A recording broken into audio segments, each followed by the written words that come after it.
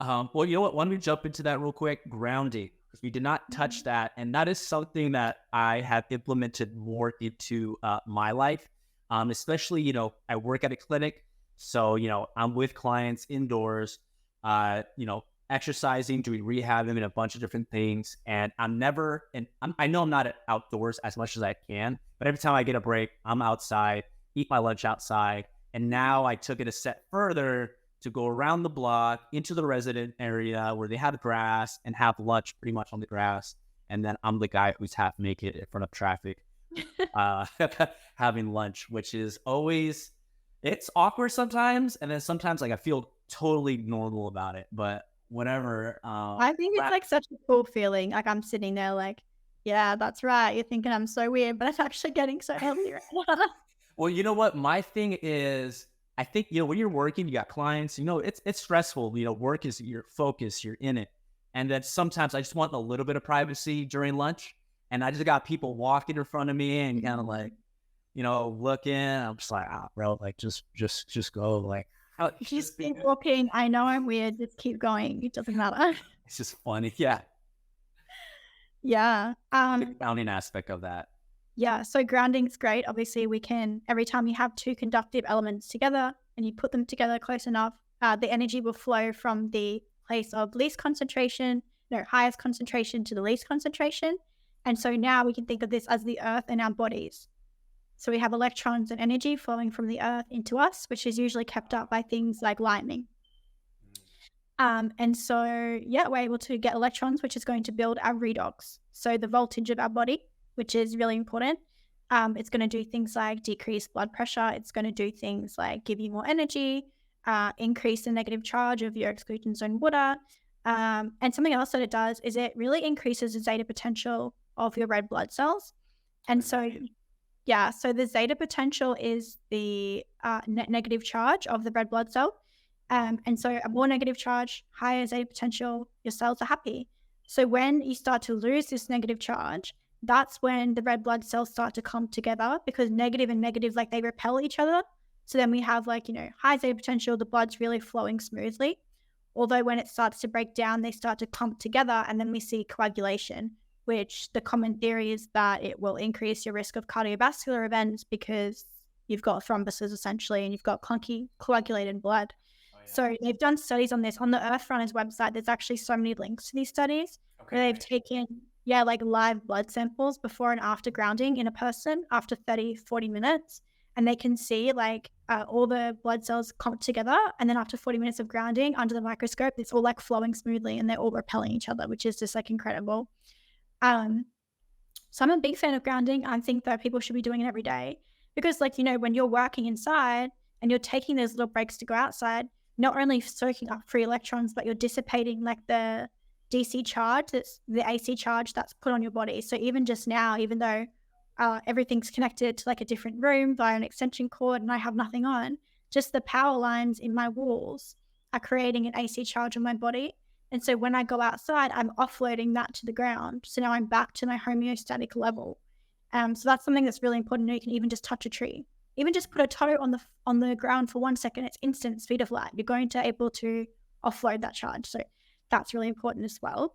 I'm also a big fan of. I actually just ordered some. I can't wait for it to come. It's like a wrap, a grounding wrap.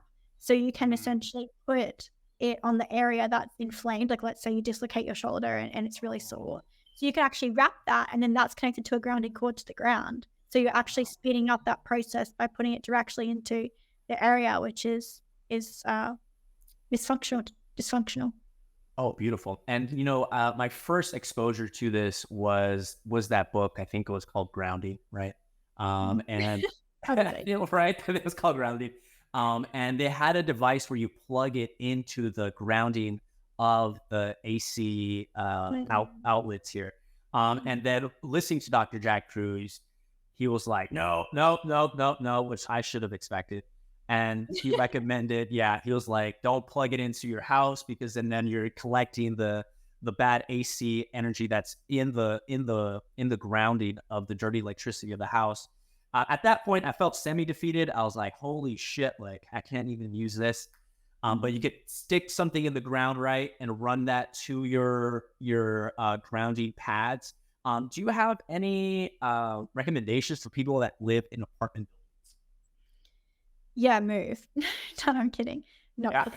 kidding. Uh, Yeah. but in saying there's lots of things you can do to kind of mitigate your environment. Uh, just what you're saying about the grounding, I share that. People get grounding pads and things and they actually start to feel better, but then they start to feel worse because it's like a step in the right direction. But then you're having this AC current rather than the DC current, which is it's not good. So yeah, definitely connect it to outside your window. Like mine's connected outside my window onto the ground. Um, the lady I live with is always getting angry at me, my best friend, because she's like, "You're letting all the flies into the house by having your stupid window open." I'm like, "No, I need to do grounding."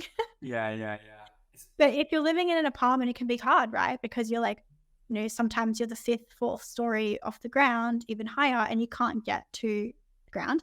I think there's these beds called like the Magnetica beds. I think they're quite expensive though, so that's yes. yeah, Yeah. yeah. The I sad saw those. They're like, what, like 4 or 5 grand for like a twin. Yeah. Yeah, and that's like USD, not even AUD. So that's like, $8,000-9,000 for me. Definitely don't have one of those. It's cheaper for me to literally to move to a house on the ground. But so I think that the Magnetica pads are great if you're living in an apartment building. If you can't move, probably a good investment for you. Um, yeah, you can make your mind up if you want to get a grounding sheet connected to like the AC power.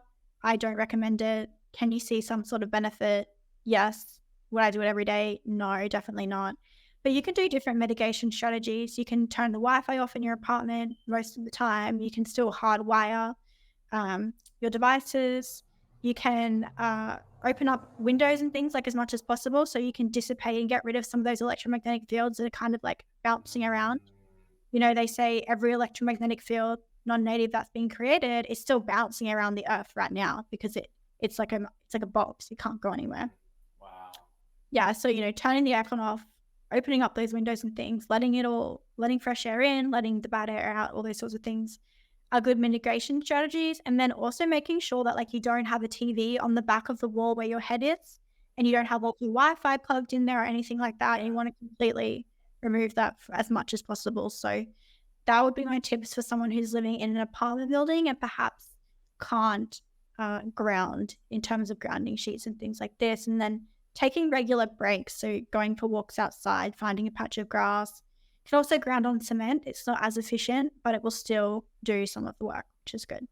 But unfortunately, living in an apartment, it's just not ideal at all.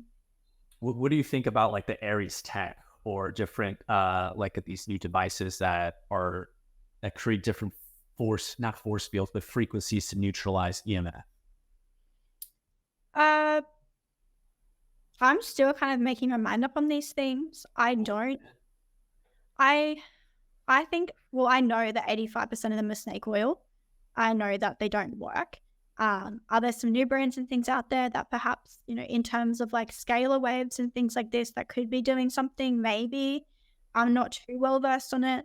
I'm kind of following the notion that like the best mitigation strategy is distance. So being as far away from these things as possible, and then length of exposure. So if you have to be exposed to these things only for short periods of time, then go ground or go do something for your health that's going to better it in between.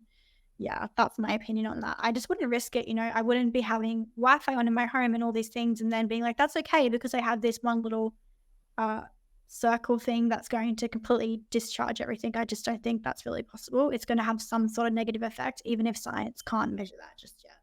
If you believe more constructive information like this should be out there for people to know, please leave a like on this video. And if you're a person who's into self-development in all aspects of their life, please subscribe because that is what we do here at Good Demand. Keep demanding good things. And if you haven't bought a pair of our Good Night Blue Blockers and you use a phone at night or an iPad or TV at night, please consider buying a pair of these. They're beautiful and they work so well and they help support our growth.